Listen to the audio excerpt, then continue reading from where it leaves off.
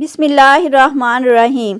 اللہ کے نام سے شروع جو بڑا مہربان اور نہایت رحم کرنے والا ہے۔ جب کوئی انسان استغفر اللہ کہتا ہے تو اس کے جواب میں اللہ کیا فرماتے ہیں؟ استغفر اللہ پڑھتے وقت بندے کے ساتھ کیا ہوتا ہے؟ کہیں آپ یہ غلطی تو نہیں کرتے؟ فرمان مصطفیٰ صلی اللہ علیہ وآلہ وسلم ہے، خدا کی قسم میں دن میں 70 سے زیادہ مرتبہ اللہ سے استغفار کرتا ہوں اور اس کی بارگاہ میں توبہ کرتا ہوں۔ بہت سارے لوگوں کی زبان پر استغفر اللہ کے الفاظ ہوا کرتے ہیں۔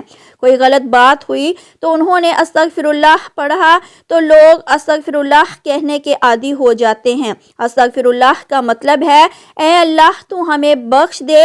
صرف استغفر اللہ کہہ دینے سے آپ کی توبہ قبول نہیں ہوتی، کیونکہ استغفر اللہ عام طور سے جو لوگ بولتے ہیں وہ ان کی زبان پر رٹے ہوئے الفاظ ہیں، تو بس وہ استغفر اللہ ان کی عادت میں ہے۔ تو عادت میں ہونے کی وجہ سے اگر کوئی انسان استغفر اللہ بول رہا ہے تو اس سے اس کے گناہوں کی بخشش نہیں ہوگی۔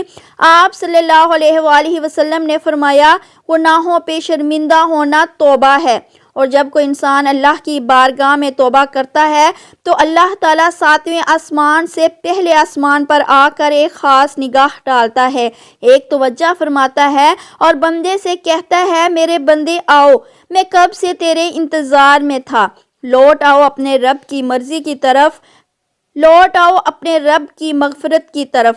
ایک جگہ اللہ تعالیٰ فرماتے ہیں، اے لوگو ایسی جنت کی طرف دوڑو جس کی چوڑائی اور لمبائی آسمان و زمین کے برابر ہے، اور اپنے رب کی مغفرت کی طرف دوڑو۔ تو اس لیے جب کوئی بندہ اللہ تعالیٰ کے سامنے توبہ کرتا ہے یا استغفر اللہ پڑھتا ہے تو اللہ تعالیٰ 70 مرتبہ جواب میں اس کو لبیک کہتا ہے۔ ایک شخص تھا، 70 سال تک وہ یا صنم یا صنم یا صنم کہتا رہا، اپنے معبودوں کو پکارتا رہا، تو ایک مرتبہ اس کی زبان پھسلی اور اس کی زبان سے یا صنم کی جگہ یا صمد نکل گیا۔ یا صمد اللہ کا نام ہے جس کا معنی بے نیاز ہے، تو اللہ تعالیٰ نے 70 مرتبہ اس کے جواب میں لبیک کہا۔ ایک روایت میں آتا ہے کہ 70,000 دفعہ اللہ تعالیٰ نے لبیک کہا، یعنی اے میرے بندے تیرا رب حاضر ہے، کیا چاہتا ہے؟ تو فرشتوں نے کہا کہ مولا یہ بندہ تجھے نہیں پکار رہا، یہ تو یا صنم کر رہا تھا، دھوکے سے اس کی زبان سے تیرا نام نکلا، بلکہ یہ تو تجھے جانتا ہی نہیں، یہ تو ساری زندگی یا صنم کرتا رہا۔ تو اللہ تعالیٰ نے فرمایا، اے فرشتوں خاموش ہو جاؤ، اور فرمایا کہ مجھے معلوم ہے یہ مجھے نہیں پکار رہا، لیکن دھوکے سے ہی صحیح، لیکن اس نے اپنے معبود حقیقی کو پکارا تو ہے۔ اگر میں نے بھی اس کے سوال پر اس کو جواب نہ دیا تو پھر مجھ میں اور ان میں کیا فرق رہے گا جس کو یہ 70 سال سے پکار رہا ہے۔ کوئی بندہ دھوکے سے بھی رب کو پکارتا ہے تو اللہ تعالیٰ اس کے لیے ثواب بھی لکھتا ہے اور اس کی طرف متوجہ بھی ہو جاتا ہے۔ تو اگر ایسے ہی کسی انسان کی زبان پر استغفر اللہ جیسے الفاظ رہتے ہیں تو یہ بے فائدہ نہیں ہے بلکہ بہت اچھی چیز ہے، اور اگر انسان نے اس نیت سے استغفر اللہ پڑھا کہ اس نے جو گناہ کیے ہیں ان کی معافی مل جائے تو اس کے تمام گناہوں کو اللہ تعالیٰ معاف فرما دے گا۔ جو استغفار کو لازم کر لے، اللہ پاک اس کی تمام مشکلوں میں آسانی، ہر غم سے آزادی، اور اسے وہاں سے روزی دے گا جہاں سے اس کا گمان بھی نہ ہوگا۔ استغفار سے دلوں کا زنگ دور ہوتا ہے۔ جب بندہ اپنے گناہوں سے توبہ کرتا ہے تو اللہ کریم لکھنے والے فرشتوں کو اس کے گناہ بھلا دیتا ہے، اسی طرح اس کے اعضاء یعنی ہاتھ پاؤں کو بھی بھلا دیتا ہے، اور زمین سے اس کے نشانات بھی مٹا ڈالتا ہے، یہاں تک کہ قیامت کے دن جب وہ اللہ پاک سے ملے گا تو اللہ پاک کی طرف سے اس کے گناہ پر کوئی گواہ نہ ہوگا۔ حضرت سیدنا حسن بصری رحمۃ اللہ علیہ کے پاس ایک شخص آیا اور اس نے خشک سالی کی شکایت کی۔ آپ رحمۃ اللہ علیہ نے اسے استغفار کرنے کا حکم دیا۔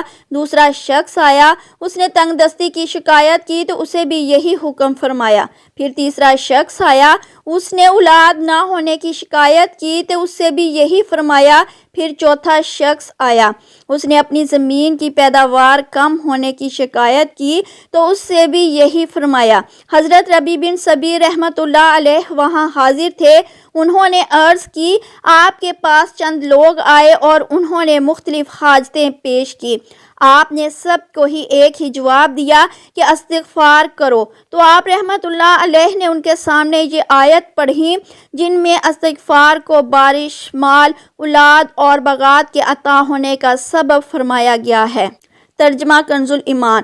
تو میں نے کہا اپنے رب سے معافی مانگو، بے شک وہ بڑا معاف کرنے والا ہے، تم پر موسلا دھار بارش بھیجے گا اور مال اور بیٹوں سے تمہاری مدد کرے گا، اور تمہارے لیے باغ بنا دے گا اور تمہارے لیے نہریں بنائے گا۔ بندہ کسی گناہ کو اللہ تعالیٰ کی نافرمانی جان کر اس کے کرنے پر شرمندہ ہوتے ہوئے رب سے معافی مانگے اور آئندہ کے لیے اس گناہ سے بچنے کا پکا ارادہ کرے اور اس گناہ کی تلافی کے لیے کوشش کرے، مثلا نماز قضا کی تھی تو اب ادا بھی کرے، چوری کی تھی یا رشوت لی تھی تو بعد توبہ وہ مال اصل مالک یا اس کے ورثہ کو واپس کرے یا معاف کروا لے، اور اگر اصل مالک یا ورثہ نہ ملے تو ان کی طرف سے راہ خدا میں اس نیت سے صدقہ کر دے کہ وہ لوگ جب ملے اور صدقہ کرنے پر راضی نہ ہوئے تو اپنے پاس سے انہیں واپس دوں گا۔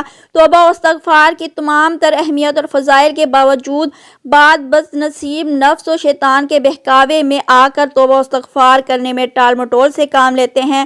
توبہ کا موقع ملنا بھی بہت بڑی سعادت کی بات ہے۔ بہت سے لوگوں کو توبہ کا موقع بھی نہیں ملتا اور وہ بغیر توبہ کیے اس دارالفانی سے چلے جاتے ہیں۔ موت کا کوئی بھروسہ نہیں، اس لیے ہمیں بھی بکثرت توبہ و استغفار کرنی چاہیے۔ قرآن مجید میں ارشاد باری تعالیٰ ہے کہ اللہ استغفار کرنے والوں پر رحم کی بارش کرتا ہے اور ان کی طاقت میں اضافہ فرماتا ہے۔ اللہ رب العزت قرآن مجید میں ایک جگہ فرماتے ہیں، اور میں نوح علیہ السلام نے اپنی قوم سے کہا کہ اپنے رب سے اپنے گناہ بخشواؤ اور معافی مانگو، وہ یقیناً بڑا بخشنے والا ہے۔ وہ تم پر آسمان کو خوب برساتا ہوا چھوڑ دے گا اور تمہیں خوب بے درپے مال اور اولاد میں ترقی دے گا اور تمہیں باغات دے گا اور تمہارے لیے نہریں نکال دے گا۔ استغفار اللہ کی خوشنودی کا سب سے بڑا ذریعہ ہے۔ ایک حدیث مبارکہ ہے کہ اللہ پاک توبہ کرنے والے بندے سے اس شخص سے بھی زیادہ خوش ہوتا ہے جس نے اپنا گم شدہ اونٹ پا لیا ہو۔ ہم لوگوں کو ہر وقت استغفر اللہ کہنے کی عادت ڈالنی چاہیے۔ اس کے علاوہ ہمیں چاہیے کہ ہم ہر وقت اللہ کا ذکر کریں۔ اللہ کی یاد سب سے بڑی چیز ہے۔ آپ صلی اللہ علیہ وآلہ وسلم نے فرمایا کہ اٹھتے بیٹھتے چلتے پھرتے اللہ کا ذکر کیا کرو۔ جو لوگ اللہ کا ذکر کرتے ہیں وہ زندہ ہیں، جو اللہ کا ذکر نہیں کرتے وہ مردہ ہیں بلکہ مردار ہیں۔ ہماری زبان ہر وقت اللہ کی یاد سے تر ہونی چاہیے، اور جب بندہ اللہ کا ذکر کرتا ہے تو شیطان چونکہ انسان کے دل پر اپنے پنجوں کو ہر وقت بٹھائے رکھتا ہے، جب بندہ اللہ کا ذکر کرتا ہے تو پھر وہ اپنے پنجوں کو ہٹا لیتا ہے، اور جب وہ بندہ ذکر کرنا بند کر دیتا ہے تو وہ پھر اپنے پنجوں کو بندے کے دل پر رکھ لیتا ہے۔ تو اس لیے ہر وقت ہمیں اللہ کا ذکر کرنا چاہیے، درود پاک کی کثرت کرنی چاہیے، استغفر اللہ اور ہر ذکر والے الفاظ کو اپنی زبان پہ رکھنا چاہیے۔ اللہ پاک سے دعا ہے کہ ہمیں گناہوں سے بچنے اور سچی توبہ کرنے کی توفیق عطا فرمائے، آمین۔ ناظرین، کمنٹ باکس میں اللہ تعالیٰ کے 99 ناموں میں سے ایک نام ضرور ٹائپ کریں۔